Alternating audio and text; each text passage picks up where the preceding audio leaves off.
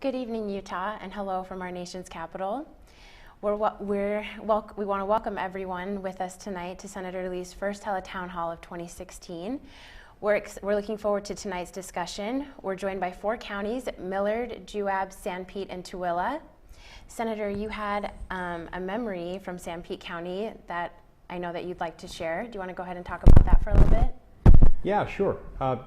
First of all, while I was watching a football game a couple of months ago, I decided to place a bet of sorts with one of my colleagues, with Senator Ben Sasse from Nebraska. He's a good friend of mine in the Senate and represents his state well. When BYU was playing Nebraska, I wagered a bet with him that if BYU won, then he would have to send some food to the Utah Food Bank, and if Nebraska won, then I would have to send turkeys from Norbest Turkey out to Nebraska to a food bank. Well, BYU ended up winning, and we both ended up paying up on the bet. The good people at Norbest sent some turkeys, and Ben Sasse sent about 100 pounds worth of pork loin to the Utah Food Bank. So it was a great event. It was a great experience. It reminded me of a visit that I paid to the turkey plant at Moroni Feed not too long ago, where we toured that plant. I saw a lot of residents of Sanpete County who work there, the hardworking men and women who contribute so much to Utah's economy and to our nation's food supply. It's a great place, and I really enjoyed visiting it. But it was also neat that we were able to play something from Sanpete County into a bet involving the state of Nebraska and my friend Ben Sasse. Senator, we have a question online from Steve that he was wondering about your reform agenda. Could you tell us a little bit more about that? Yeah, sure. Steve, I've been working for the last few years to try to develop a series of affirmative, proactive policy reforms that would harness the principles of limited government, the principles of the Constitution, in such a way as to benefit America's poor and middle class. What we've seen over the last few years is that America's poor and middle class are getting squeezed by an increasingly big, overbearing national government, one that doesn't really regard the little guy, one that doesn't really pay attention to Main Street nearly as much as it does to Wall Street in New York or K Street here in Washington. So I've been working on a series of step-by-step incremental reforms that would improve everything from higher education to primary and secondary education to transportation infrastructure funding, and do so by means of making Washington a less intrusive presence.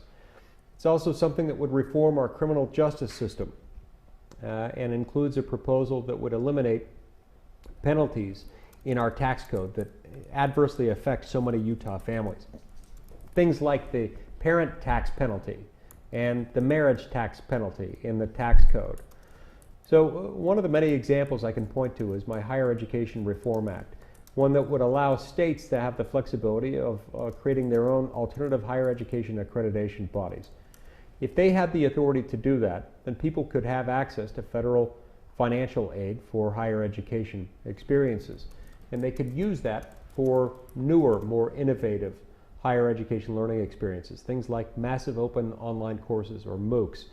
Certain types of vocational training programs would be eligible to participate. Perhaps most importantly, this system would help end the iron triangle that exists in our current higher education system. An iron triangle between the traditional higher education learning experience and traditional provider, the U.S. Department of Education, and the accrediting bodies that are recognized by the U.S. Department of Education. What we would do is if we allowed states to accredit institutions or providers of massive open online courses or vocational training programs, we would increase the supply of higher education experience providers. When you increase the supply of something, you tend to increase competition. When you increase competition, quality goes up and the price tends to go down. I've also got a major reform initiative for our transportation infrastructure funding mechanism. Currently, the federal government collects 18.4 cents for every gallon of gasoline that you buy at the pump. It takes that to Washington, it runs it through Washington's filter, and then it spits it back out according to a formula developed by the federal government. The problem with that is that this gasoline tax was created for one purpose. It was created for the purpose of building an interstate highway system. That system is now complete, and we could maintain that system for less than 4 cents per gallon. So what my proposal would do is to reduce the federal gasoline tax down to about 4 cents per gallon and allow the states to collect the difference. Meaning if the states want to use that money for bike trails, for hiking trails, for their own surface roads that aren't connected to or part of the interstate highway system, then they're free to do that. But we shouldn't be taking all this money to Washington, where it really does more to foster and promote the development of big government bureaucracy and key insiders within the federal government, and does relatively little to actually improve the steel and concrete going into the ground. So these are part of my efforts to make sure that we utilize the power and the strength of the federal government in a responsible way, in a way that's consistent with the principles embodied in the U.S. Constitution, and in a way that will help promote the growth of America's middle class and help the poor to get out of poverty. We're going to go over to Sanpete County, where Commissioner Jarrett has a question about agriculture, immigration, and environment. Commissioner Hello. Jarrett, you're on the line with Senator Lee. Hello, Commissioner. Hello, Senator. How are you? Doing great, thank you. Good. Well, we had 1.5 inches of snow, and the current temperature is 23 degrees, so hopefully you're a little warmer there than we are here. Not much, Commissioner. In fact, it's also very cold here, and it's snowing. And the thing about Washington, D.C. is that they're not very good at handling snow, not nearly like they are in Utah.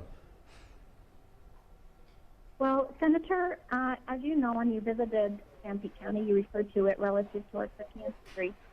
We are a predominantly agriculture county, and as such, I am becoming increasingly concerned with regulations. Regulations on air quality, water quality, waters of the U.S. definition. It just seems like all of these regulations seem to be coming down and have no oversight relative to Congress.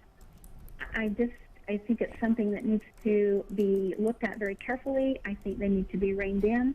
I think the domino effect of what they have and do to our industries here in Sanpete County should be taken into consideration, and particularly on agriculture. I also, and tied with that is, I would like to know what your status is on and your interest is in immigration, seeing that somehow get some resolution, as that has a dramatic impact on my county as well. And lastly, if you would address mining. Again, that's one of those areas, again, where regulators seem to be coming in and imposing a bunch of regulations. There seems to be also an attack on coal. You know, instead of shutting down an industry that provides lots of employment, is the backbone of the energy source for our country, shouldn't we be focusing money on technology for the use of coal to still continue as an energy source? So, there you go, Senator. Great. Well, thank you, Commissioner. First of all, I want to express to all my friends in Sanpete County that there's no one in our state who cares more about her community and about her country than Commissioner Claudia Jarrett. And so, Commissioner, I'm honored to have you on the call and happy to address each of your questions. Let's take each of them in turn. As to the first question with regard to regulations, yes, this is a big problem. It's a problem that I discuss extensively in a book I wrote a few months ago, in which I explain that there's a big problem in Congress, a problem that has evolved over the course of many decades, a problem that relates to the fact that Congress these days, instead of passing real laws, instead passes what passes for a law, but is in reality a statement of almost abstract principles. For example, when Congress wants to solve a particular problem, it'll pass a law that might say, for instance, we shall have clean air. Now that's fine as far as it goes. Everyone's for clean air. We all want cleaner air, especially those of us who live in a state where fog inversions are common and where smog gets trapped, particularly in nasty winter months. And so it's a problem. But the problem with this type of legislating is that when Congress doesn't define what clean air is, when Congress doesn't define with adequate specificity what pollution is, when Congress doesn't adequately define what the penalties for certain conduct will be, problems happen. And what Congress ends up doing is it ends up saying, we shall have clean air, and we hereby delegate to the EPA the power to define clean air, the power to define pollution, the power to decide what kinds of limits on the emission of air pollution will exist, and then also the power to enforce those same rules that carry the force of law. This is a problem, you see, because when members of Congress pass bad laws, you can remove them. You can vote them out of office. You have the power to vote out senators every 6 years and representatives every 2 years. You can't do that with government bureaucrats. Our bureaucracies in Washington, D.C., the people who write and enforce the regulations that you describe, are run by men and women who, while well-educated, hardworking, well-intentioned in every respect, they don't work for you. You can't fire them. They don't respond to you because they don't ever stand for election. And that's why when people complain about over-regulation, and you'd be surprised at how often this issue comes up. It comes up at every single town hall I have, and with good reason. These regulations that you describe cost the American economy $2 trillion every single year. By the way, we get every year 80,000 pages of new regulations from the federal government. These costs are enormous, and they're not borne simply by America's wealthy or by big, nameless, faceless corporations. There's $2 trillion in regulatory compliance costs, which, by the way, comes close to what we collect through our income tax system, is really borne ultimately by America's poor and middle class. You see, every single American out there, especially the poor and middle class, pay more for everything they buy, goods and services alike, as a result of these regulatory costs. It's a complicated problem because of the fact that this is so entrenched now. This is part of the way Washington does business. There's just this well-worn understanding that Congress will pass these broad, vague laws, and Congress doesn't want to hold itself accountable, and it outsources the real task of lawmaking to somebody else.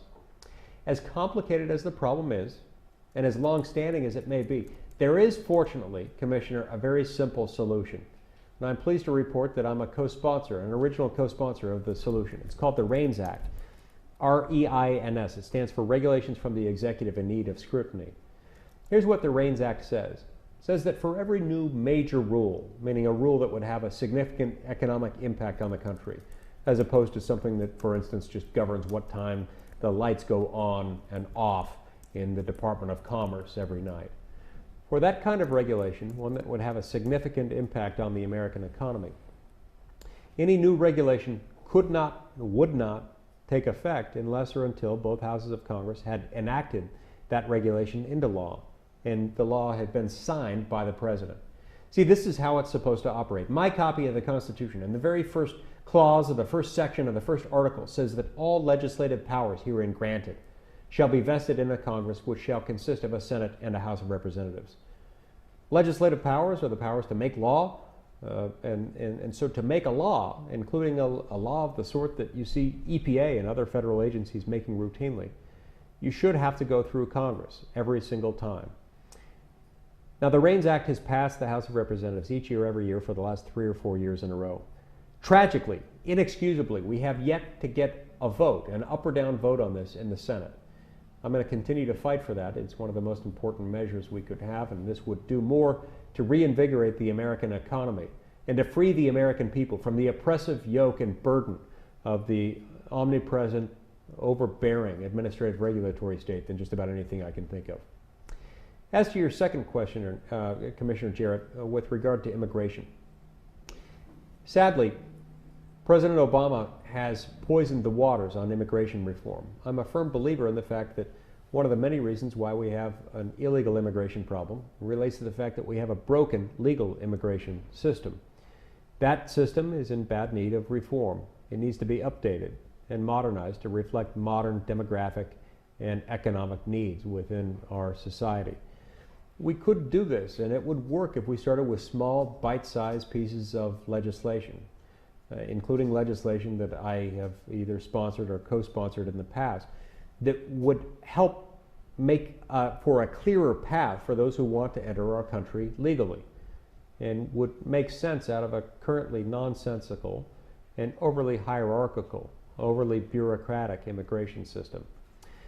President Obama's recent executive orders on immigration have done much to poison the waters and to make it virtually impossible to pass anything.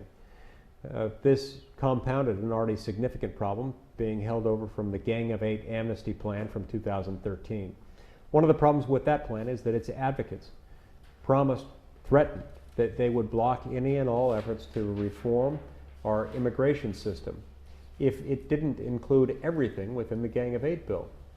Now, in fact, most of what was in the Gang of Eight bill could have been acceptable had it been passed in bite-sized increments and in the proper sequence. But what we really need is step-by-step immigration reform of the sort that would start with updating and modernizing our legal immigration system, and also start with securing our border, putting more boots on the ground, more surveillance equipment on the ground, and more systems in place to track and monitor those who are entering our country. Once our border is secured and our legal immigration system is updated and modernized, we'll be in a better position to figure out how best to deal with the problem of those who are already in the country illegally. Sadly, the president has chosen, rather than deal with Congress and to actually undertake a common sense, step-by-step approach to resolve these problems, he's chosen to do all this by executive order. Let's see, I'm trying to remember what your third question was, and I now remember it relates to mining. Another step that the president has unfortunately chosen to take just in recent days is to shut off all new coal leases, all new coal activity on federal lands. This is unfortunate because we've long relied on coal as a source of clean, affordable energy. We generate electric power in our country, and in our state in particular, at rates that make it affordable to everyone. You know, I've lived my entire life being able to enter a room and turn on the light switch, knowing that I can afford the electric power that powers that light bulb, knowing that it's going to be reliable. And a lot of that is as a result of coal. Coal, in addition to our other rich energy resources in the United States, needs to continue to be utilized, and it has some advantages that can't be found in other resources. I love natural gas, and it's a great thing, but unlike coal, natural gas can't be stored for months at a time just by piling on the reserves outside of a plant. And so as a result of that, interruptions are possible, and that does worry me for the sake of our economy, which is increasingly and understandably dependent upon sources of clean, affordable, reliable electric power. So this, along with the other regulatory reform measures, will require us to place renewed emphasis in coming months on the fact that we have an ongoing need for coal. Technologies have made our use of coal more clean and more safe than ever before. This is not a time when we should be punishing those whose incomes, whose livelihoods depend upon coal, nor is it a time when we should shift away from a fuel source that has allowed us to generate so much electric power so reliably, so inexpensively, and in a way that really is quite environmentally responsible. We're going to go over to Nephi, where Mayor Jones has joined us tonight, and he has a question about municipal bonds. Mayor, you're on the line with Senator Lee. Hello, Mark. Hi, Senator Lee. It's good to visit with you again. Likewise, thank you. Senator, my question tonight is one that we've talked about numerous times, but it seems that during the past, at least 4 years, there's been a concerted effort by the current administration to eliminate the tax-exempt status from municipal bonds, or at least a big portion of that.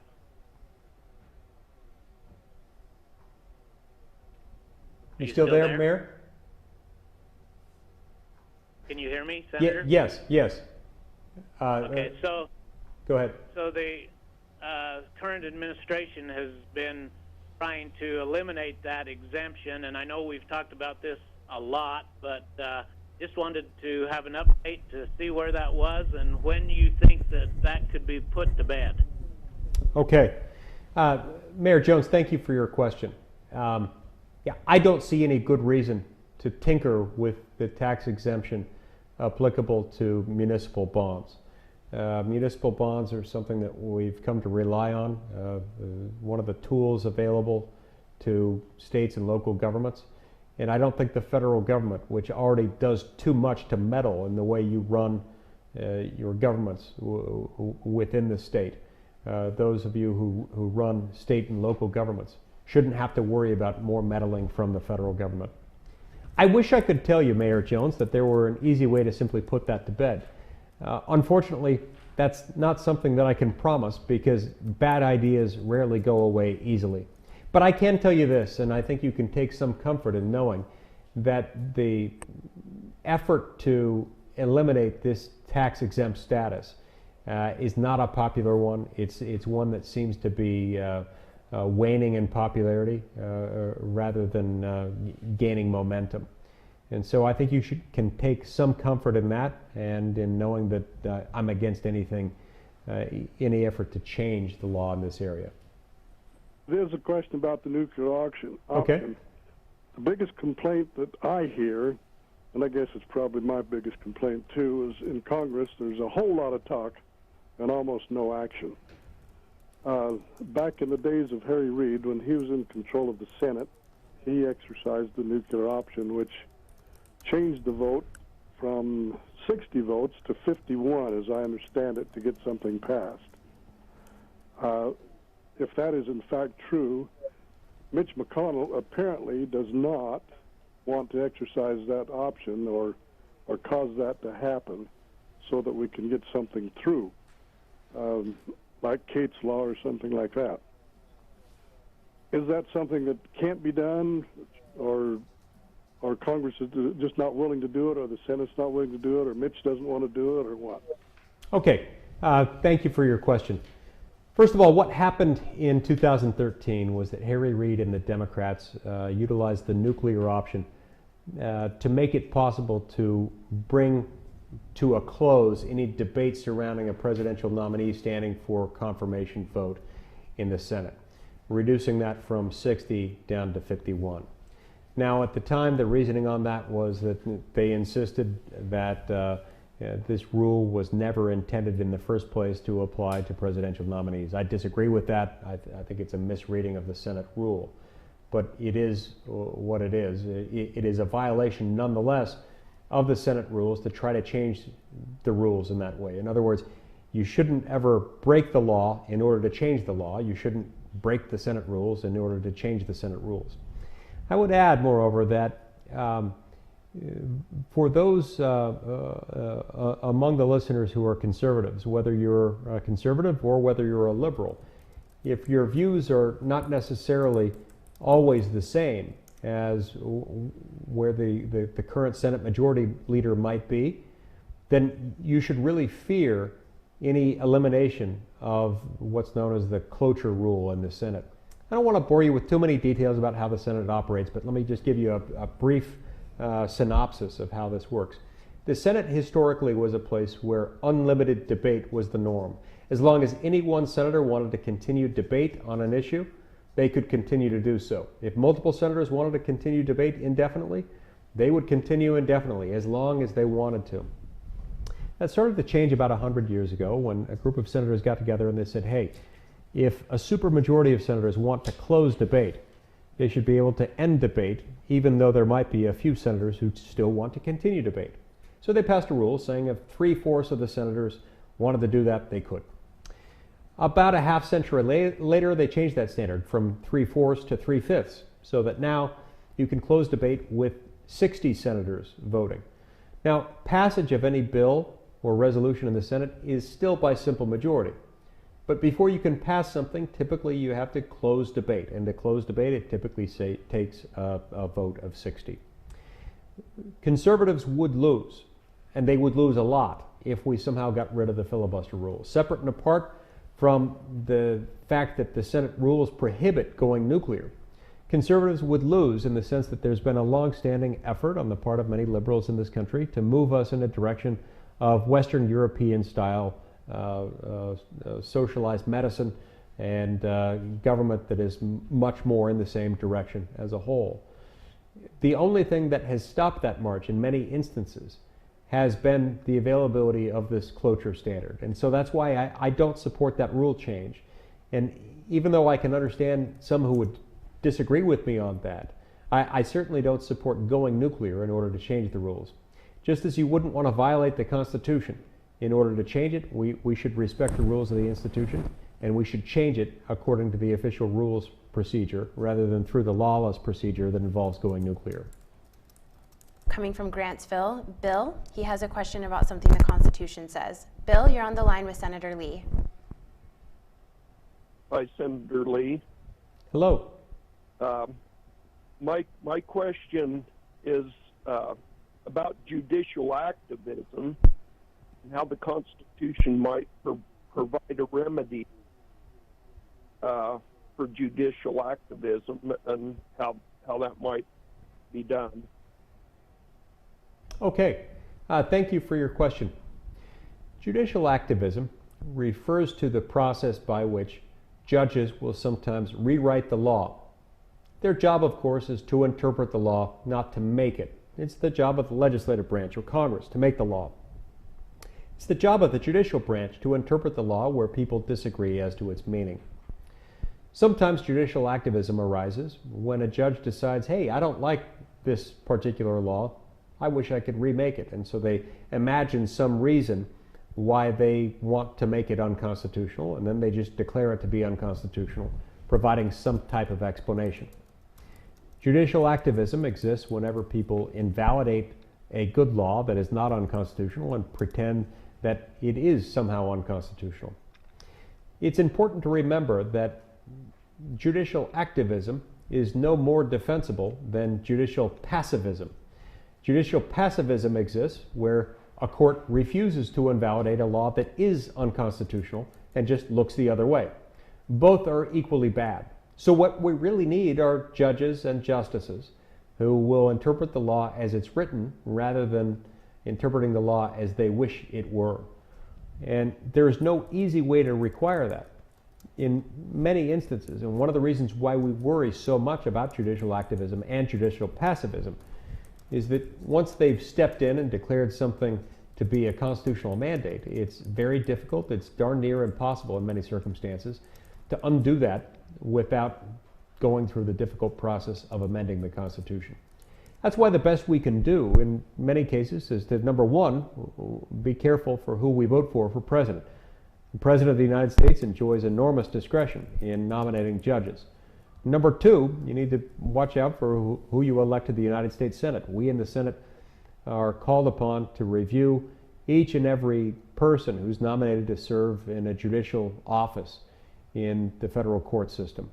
It's a substantial part of my job. It's something I take very seriously. And every single week, I'm reviewing people who have been nominated to judicial office. I look at their background. I look at things they've written in the past, things they've said about the rule of law. Just yesterday, in fact, I voted against someone who President Obama had nominated to fill a federal district court position. I did so on the basis of that nominee's writings that, in my opinion, reflected a certain lack of respect for the law and an inclination toward the type of reckless behavior you've described. All right, we want to thank everyone that joined us tonight, and if we weren't able to get to your question, remember you can go online to Senator Lee's website at lee.senate.gov, and you can submit your question there and someone on Senator Lee's staff will get back to you. And also just a reminder to follow Senator Lee on Facebook, Twitter, and Instagram. I want to thank all of you who have joined us this evening. I understand it's snowing throughout parts of Utah. It's also snowing here in Washington. I can tell you, though, that the snow in Utah is much more beautiful than it is in Washington, D.C., along with just about everything else. I'm thankful for the hardworking men and women from Utah who have joined us this evening.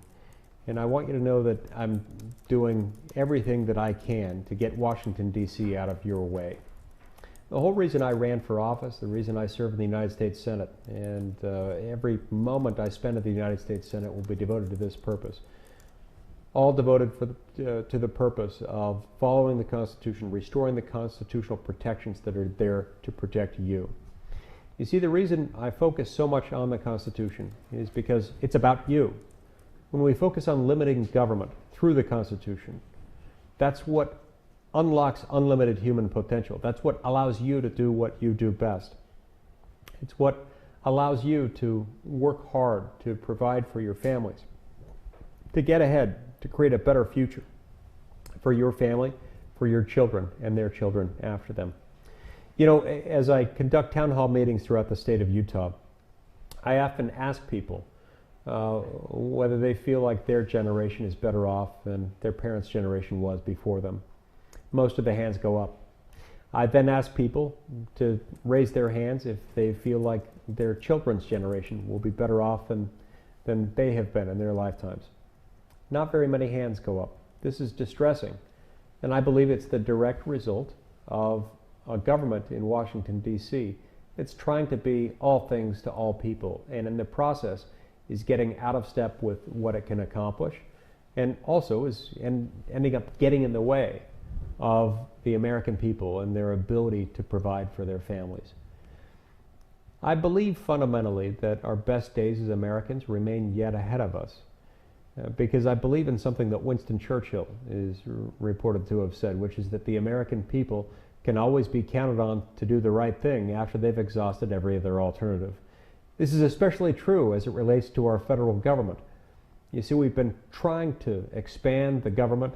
Every time we've expanded it, we've expected that if we just put a little bit more effort into it, it's somehow going to become better at doing a lot of things. What we found is that as we put more power and more money into the federal government, it hasn't necessarily made things better. Instead, it's accumulated a national debt of about $19 trillion. It's made everything we buy more expensive. It's made everything from health care to housing to food more expensive. That's put a special strain on American families. Moms and dads are finding it more difficult to provide for the basic needs of their families. That's why when we restore constitutional protections, when we restore limitations placed on government, we really empower the American people. It's time for each of us not to simply settle for more big government, but to expect more and to demand more. And so I'm here to invite you to expect more from your government. Don't settle for trillion-dollar deficits. Expect Congress to balance its budget. Don't settle for a president who promises to make law with a pen and a cell phone. Expect Congress to do its job and to vindicate its institutional and constitutional interests. Don't settle for a government that projects overbearance at home and weakness abroad. Expect a government to protect you and to defend you and not attack you, not target you. It's time, my fellow Americans, to expect more, and it's time to expect freedom. Thank you very much for joining me this evening. May God bless the state of Utah, and may God bless the United States of America.